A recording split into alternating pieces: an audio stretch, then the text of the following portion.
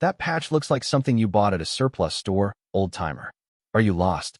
The voice was sharp, laced with the kind of arrogant confidence that only a 20-something in peak physical condition and a position of authority could muster.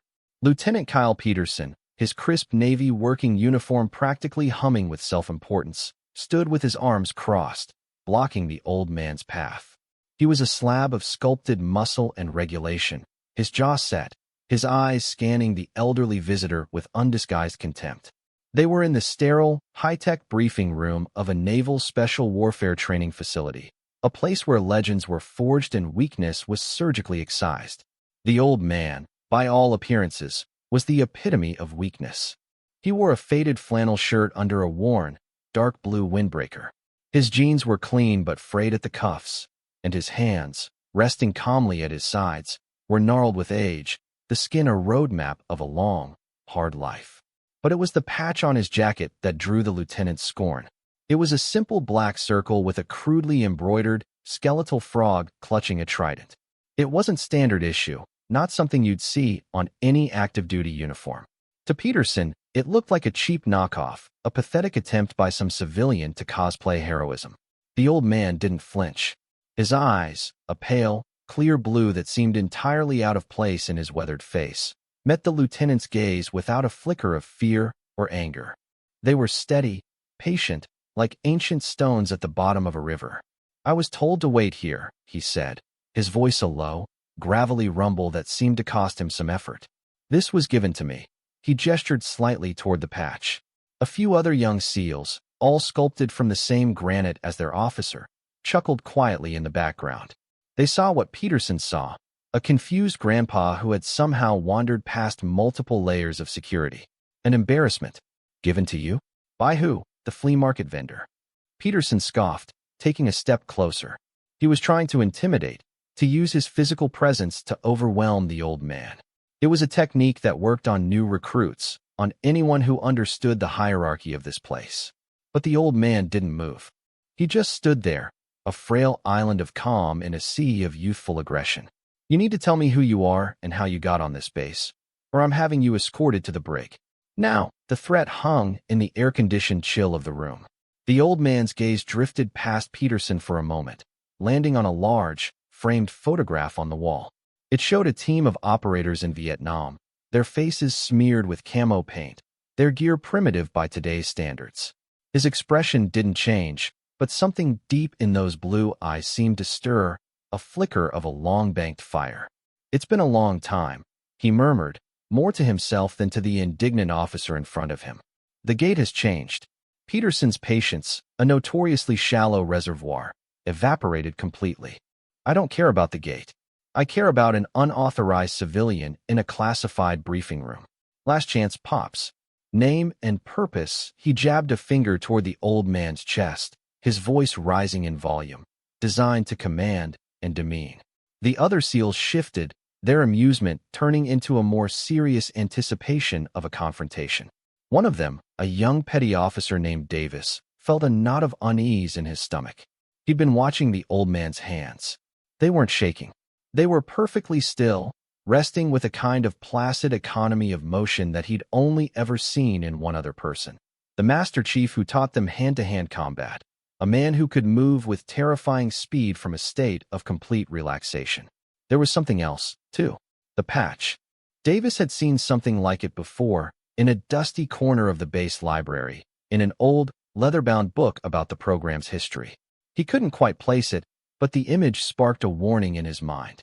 "Sir," Davis began, taking a hesitant step forward, "maybe we should just call base command." "Stay out of this, Davis," Peterson snapped without taking his eyes off the old man. "I'm handling it." He turned his full attention back to the intruder. "All right, that's it.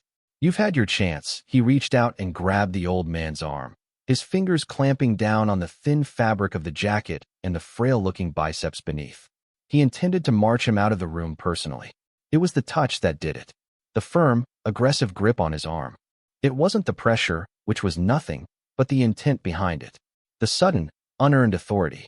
The world of the bright, sterile briefing room dissolved for the old man. The smell of disinfectant and floor wax was replaced by the thick, metallic scent of blood and swamp water. The hum of the ventilation system became the drone of a distant PBR boat on the Mekong Delta. The lieutenant's hard face blurred, replaced by the terrified, wide eyes of a young soldier, a boy from Alabama named Charlie, who had grabbed his arm in exactly the same way 60 years ago. "Don't leave me, Jed." The thought wasn't a memory. It was a ghost, echoing through him with the same chilling clarity as the day it was spoken. He was no longer Jedediah Croft, an 87-year-old man in a briefing room. He was Jed, 27 years old, lying in the mud, the weight of Charlie's dying body pressing him down. Rain fell in sheets, cold and unforgiving. The jungle was alive with the chattering of insects and the far-off chatter of an AK-47. His team was gone, scattered or dead. It was just him and Charlie was bleeding out from a wound in his gut. "They're coming back, Jed. You gotta go." Charlie's grip was surprisingly strong, a desperate anchor. Jed could feel the boy's life fading with every shallow breath. He had a choice: stay and die with him, or leave him and complete the mission. The mission was everything. It was the only thing that mattered. He had to retrieve the intelligence from the down pilot before the Viet Cong did. He had to. With a surge of guilt that would haunt his nights for the rest of his life, he gently pried Charlie's fingers from his arm. "I'll come back for you," he whispered, a lie he knew they both recognized. "Godspeed, Frogman." Charlie had rasped, a bloody smile on his lips.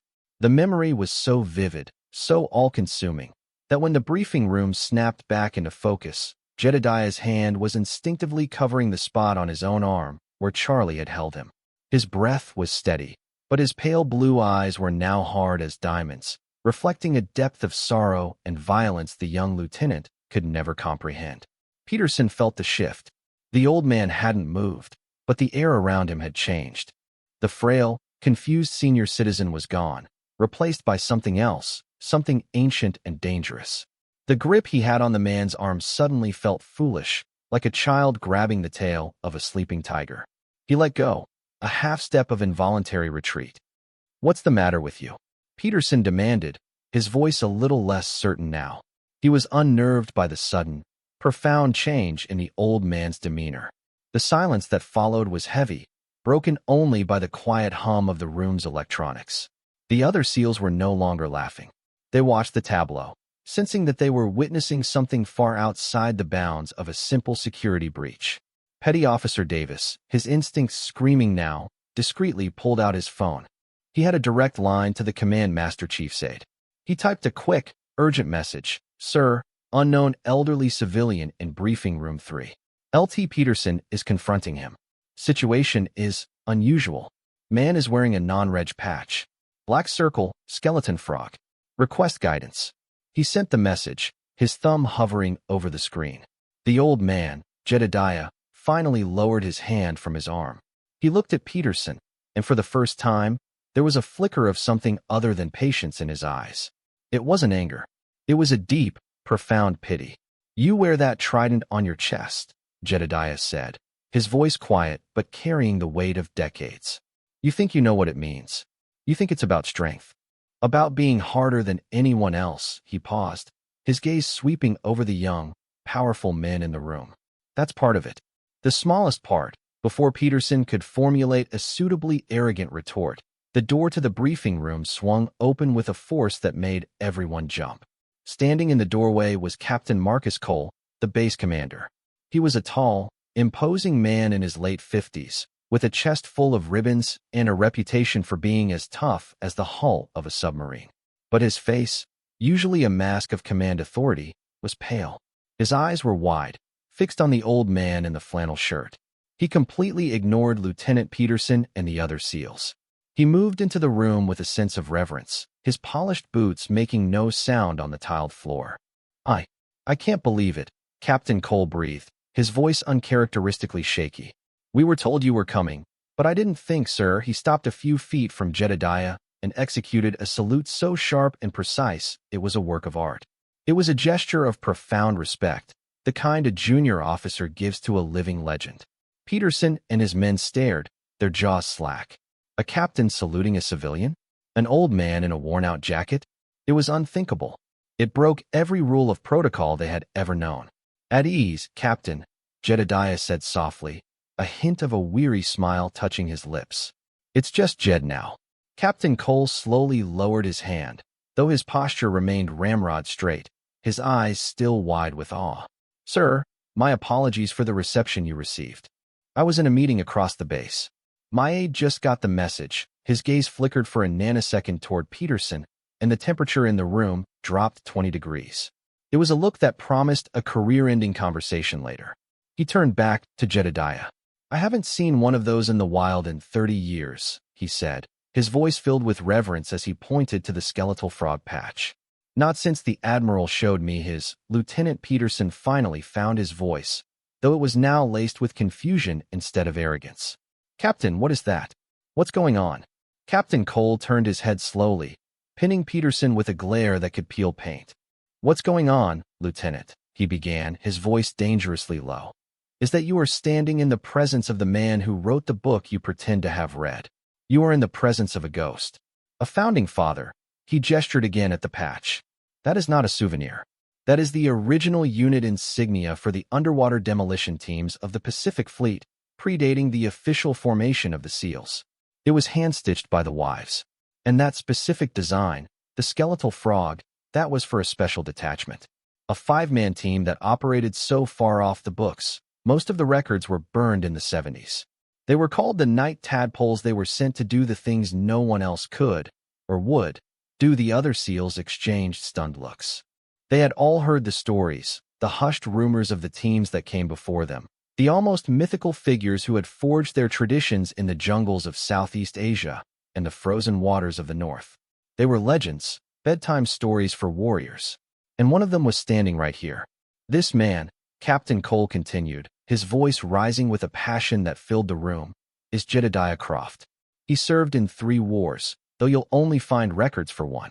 He was awarded the Navy Cross for his actions at Incheon. He was awarded another, secretly, for a mission in the Mekong Delta where he was the sole survivor of his team, managing to secure vital intelligence after being wounded and evading capture for 9 days. Peterson's face had gone from red with anger to ghostly white. He looked at the old man's gnarled hands, his simple clothes, and tried to reconcile that image with the warrior being described. It was impossible. But that's not all, Captain Cole said, his eyes locking onto Jedediah's with something akin to worship. There was another mission, one that's still classified at the highest levels. A hostage rescue. All I can tell you is that it was a situation deemed impossible by the Pentagon. They were writing off the hostages. This man and his team went in anyway. What they did that night, it redefined special operations for the next 50 years. He took a deep breath. For that, President Johnson personally presented him with the Medal of Honor in a closed ceremony. The citation is sealed. It will likely remain sealed forever. A collective gasp went through the room. The Medal of Honor. The highest, most sacred award. And this quiet, unassuming old man was a recipient. The weight of that revelation settled on them all, a crushing, humbling silence. The air was thick with their shame. Peterson felt as though the floor had dropped out from under him. Every condescending word, every arrogant gesture, replayed in his mind, each one a fresh stab of humiliation. Pop's old-timer surplus store. He had mocked a living legend, a man whose boots he wasn't worthy to polish. He felt sick to his stomach. His entire sense of self, built on his own physical prowess and his hard-won trident, crumbled to dust. He was nothing compared to the quiet dignity of the man standing before him. Captain Cole wasn't finished. He looked directly at Jedediah. "Sir, would you do me an honor?" he asked, his voice now gentle. "My men, these young men, they see the uniform, the rank. They don't always see the history that gives it meaning. Would you?" He trailed off, gesturing toward the old man's head. Jedediah wore a simple, faded blue baseball cap with the name of a local hardware store on it. He seemed to understand what the captain was asking. With a slow, deliberate movement, he reached up and removed the cap. The room's fluorescent lights glinted off the top of his head, revealing a landscape of thin, white hair and old scars. But there was one scar that stood out, a jagged, silver line that ran from his left temple back into his hairline. It was a famous scar, a feature known from the one grainy, declassified photo of him that existed in the UDT/SEAL archives.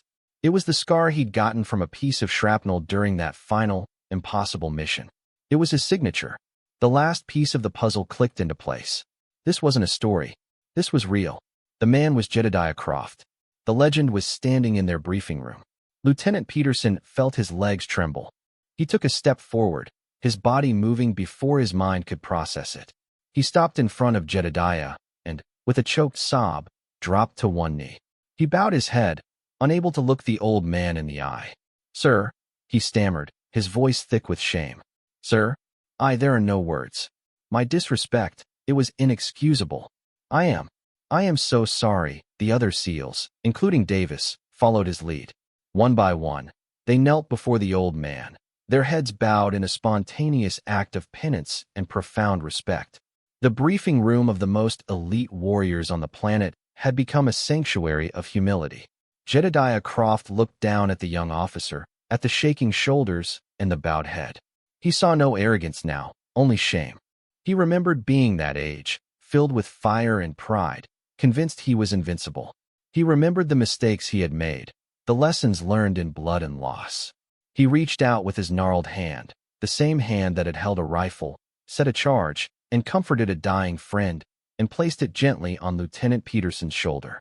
"Get up, son," Jedediah said, his voice soft but firm. Peterson looked up, his eyes swimming with tears. "Everyone makes mistakes," the old man continued, his pale blue eyes holding the lieutenant's gaze. "The strong ones learn from them. The uniform doesn't make the man. The trident doesn't make the man. Your character does. How you treat people, especially those you think have nothing to offer you, that's the true measure of a warrior. Remember that." He squeezed the young man's shoulder gently and then let go. Peterson slowly rose to his feet, followed by his men. He stood at attention, his face a mask of raw emotion.